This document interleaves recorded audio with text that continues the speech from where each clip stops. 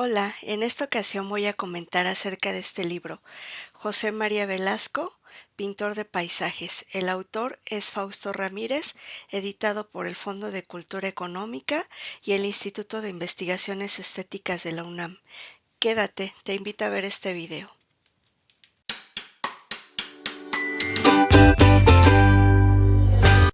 Yo soy Cris Pérez y en este canal, Viviendo como Aprendiz, platico sobre libros relacionados con biografías de personas de la cultura mexicana, la historia y el arte, simplemente porque me encanta. Suscríbete y regálame un me gusta para llegar a más personas. Este libro está realizado con un cuidado y conciencia bárbaros. Nos proporciona información sobre Velasco de manera cronológica y créeme, es realmente muy interesante. Se puede trabajar en 3 líneas principales. Lo puedes expurgar, revisar cada una de sus páginas y entonces extraer datos biográficos de Velasco. También puedes identificar distintos momentos de la historia de México y del pensamiento científico de la época y entonces ubicar las ideas e influencias que le dan sentido a la obra de Velasco y a su vida misma, porque este señor vivió la Reforma, el Segundo Imperio, el Porfiriato, desde la cultura, el arte, la ciencia y fíjate que también desde la arqueología. Siempre lo pensamos como un pintor de paisaje, pero también hizo dibujo arqueológico y también pintura de escenas y lugares arqueológicos. Y finalmente, en tercer lugar, puedes hacer una cronología de su obra y su vida académica que de verdad son muy amplias. José María Velasco fue un pintor mexicano que nació en Temascalcingo, Estado de México, en 1840. Sus papás eran el señor Felipe Velasco y la señora María Antonia Gómez Obregón. Fíjate que don Felipe era un hombre próspero y sus hermanos Guadalupe y Pedro tenían un negocio de ropa y rebocería en la Ciudad de México.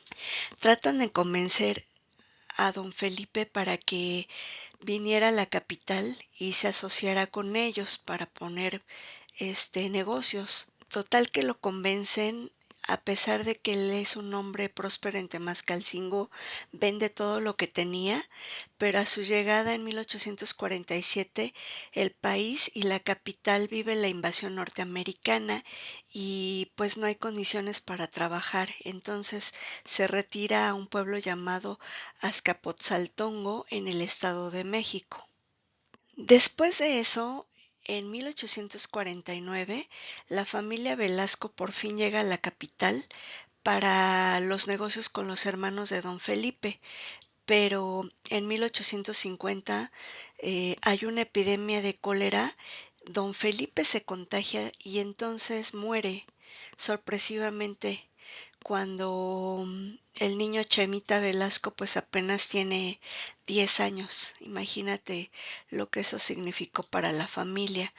Cuando nuestro pintor Velasco iba en la primaria, se interesa por el dibujo y pues le gustaba muchísimo dibujar, descubre que tiene talento y cuando tiene 15 años, en 1865, empieza a trabajar en el negocio de rebozos de su tío Guadalupe y por las noches comienza a ir de oyente a la Academia de San Carlos. Cuando cumple 18 años, por fin se puede matricular como alumno de la academia y entonces comienza a hacerse su sueño realidad.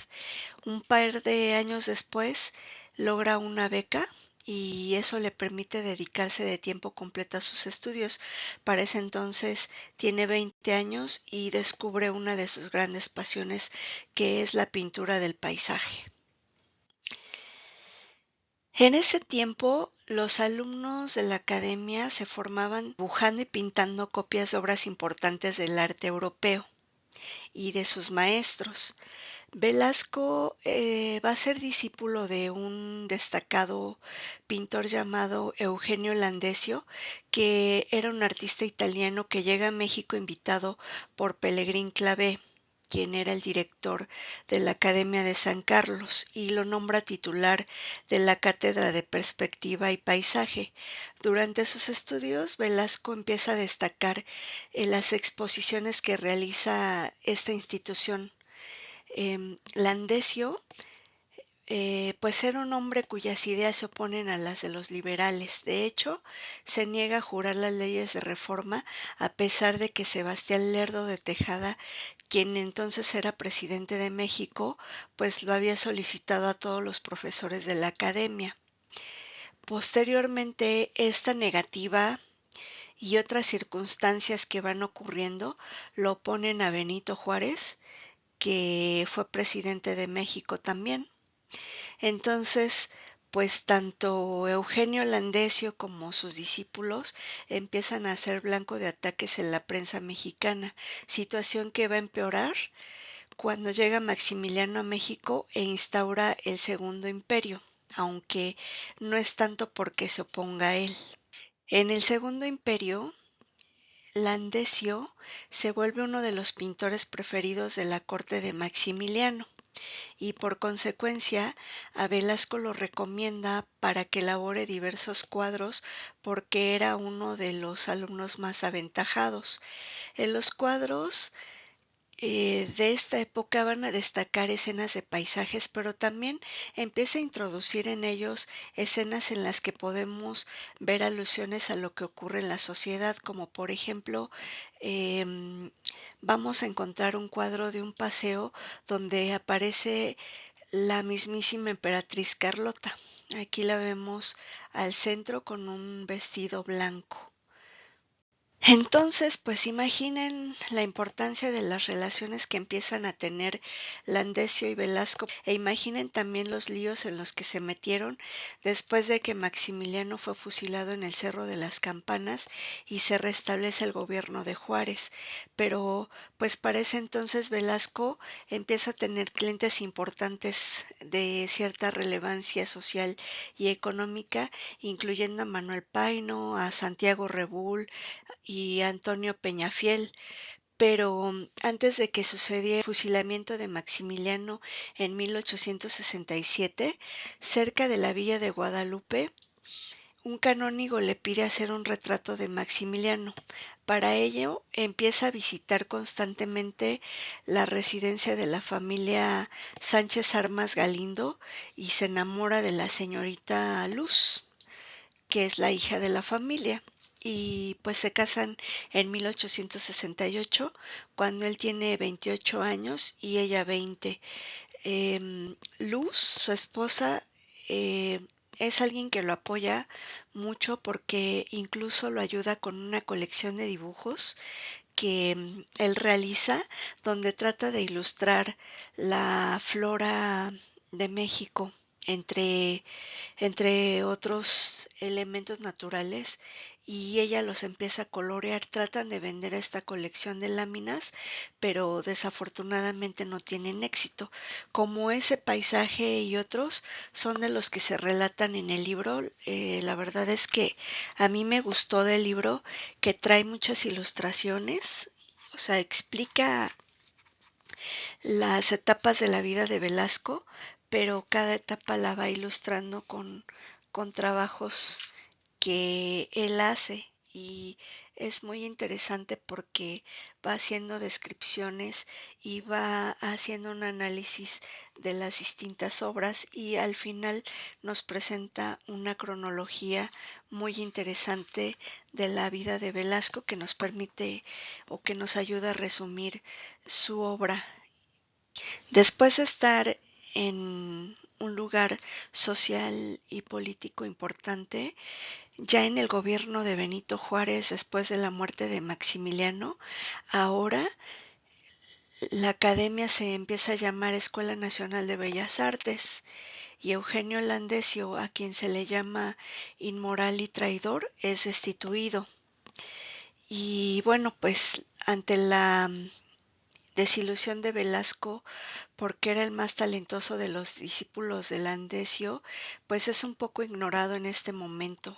Él continúa dando clases, pero tiene un papel secundario en la academia y él se interesa por el dibujo de la naturaleza y comienza a establecer vínculos con personas dedicadas a la ciencia.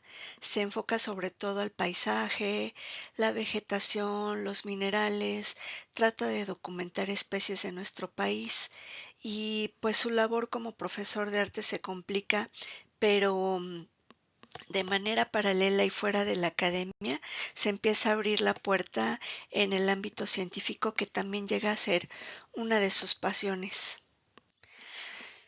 Y bueno, pues fíjense que después del gobierno de Juárez, cuando Porfirio Díaz llega al poder en 1877, empieza a sentir admiración por el trabajo de Velasco. Y entonces, por fin, Porfirio Díaz lo nombra profesor interino de la cátedra de paisaje. Entonces, va a destacar muchísimo en este periodo.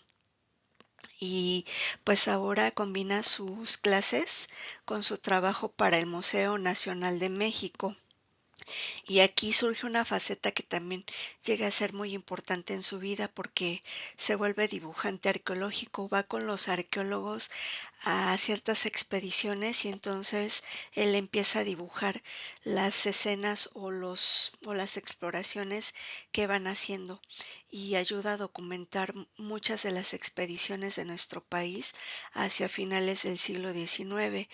También una labor importante es su participación en las exposiciones internacionales, donde México enviaba lo más destacado de su cultura y arte.